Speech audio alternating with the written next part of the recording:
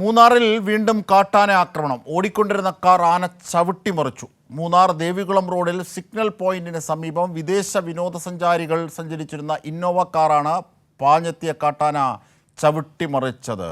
ജോസിൽ വിവരങ്ങളുമായി ചേരുന്നു. ജോസിൽ, ആർക്കെങ്കിലും അപകടമുണ്ടോ? എന്തൊക്കെയാണ് വിവരങ്ങൾ?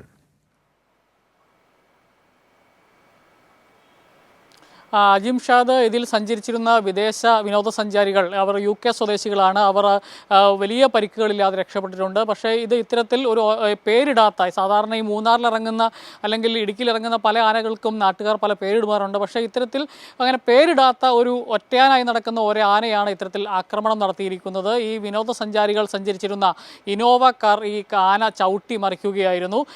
UK സ്വദേശികളായ വിനോദസഞ്ചാരികളാണ് ഈ കാറിലുണ്ടായിരുന്നത്. അവർ വലിയ പരിക്കുകളില്ലാതെ രക്ഷപ്പെട്ടെങ്കിലും കാറ് നല്ല കേടുപാടുകൾ സംഭവിച്ചിട്ടുണ്ട്.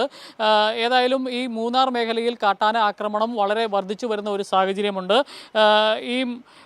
അതോടൊപ്പം തന്നെ ഈ നിന്നിരുന്ന ഒരു പശുവിനെ കൂടി ഈ കാട്ടാന ചവിട്ടി കൊന്നിട്ടുണ്ട് എന്നുള്ളതാണ് ഒരു സങ്കടകരമായ കാര്യം. അജിംഷാദ്, തീർച്ചയായും ഈ വാഹനം ഓടി വരുന്ന ഘട്ടത്തിൽ തന്നെയാണ് ആനയുടെ ആക്രമണം ഉണ്ടായതല്ലേ ജോസിൽ? അതെ, ഈ UK സ്വദേശികളായ വിനോദസഞ്ചാരികൾ മൂന്നാർ സന്ദർശനത്തിനായി എത്തിയതാണ്. അവരുടെ വാഹനമാണ് ഇത്തരത്തിൽ കാട്ടാനയുടെ ആക്രമണത്തിൽ ഒറ്റയാനായി നടക്കുന്ന ഒരു ആനയാണ് ചവിട്ടിമറിച്ചിരിക്കുന്നത്. അവർ കാര്യമായ പരിക്കുകളില്ലാതെ രക്ഷപ്പെട്ടു. അതിൻ്റെ ഒപ്പം തന്നെ ആ പരിസരത്തുണ്ടായിരുന്ന ഒരു പശുവിനെ കൂടി ആന ചവിട്ടി കൊന്നിട്ടുണ്ട്. അജിംഷാദ്, ശരി ജോസിലാണ് വിവരങ്ങൾ, വിശദാംശങ്ങൾ നൽകിയത്.